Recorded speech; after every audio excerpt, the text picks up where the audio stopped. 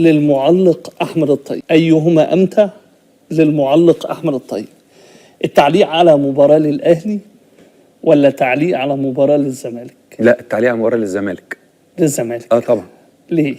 لأني أنا مرتاح نفسيا. لا مرتاح. فبتبدأ. لا، مرتاح لكرة الزمالك. كرة الزمالك أنا بحبها. الزمالك دايما كرته حلوة. اللعيبه اللي فيه مهاراتهم بتبقى نسبتها كويسه، مش على طول. كل العصور. مش على لا طبعا، لا طبعا، لا مش على طول. فالزمالك كورته حلوه، فانا ببقى مرتاح مبسوط. في حاجه بقى في جمهور الزمالك مش موجوده في جمهور النادي الاهلي، هي دي اللي تخليك تقول الزمالك مش الاهلي. ايه هي؟ جمهور الزمالك بيقبل انك تمدح غيره. جمهور الاهلي لا يقبل انك تمدح غيره، خصوصا لما يكون غيره ده هو المنافس ليه.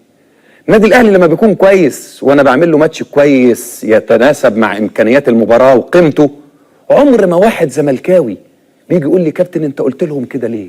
يا كابتن انت بالغت مع النادي الاهلي، انت مش عمرها يا عم، لان اساسا ما في زملكاويه ذو الجرافيك اساسا، وبعدين ربنا يديم عليك نعمه عدم القبول يا اخي.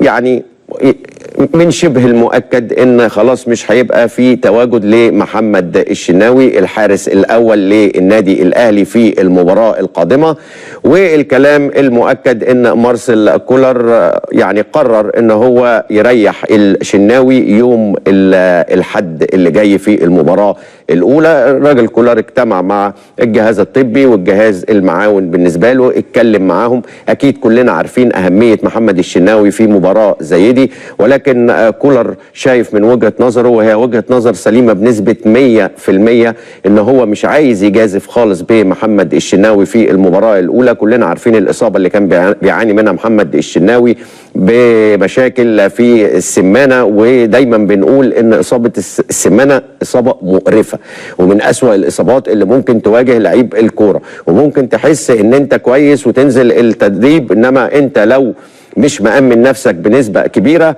ممكن لا قدر الله يحصل أي حاجة.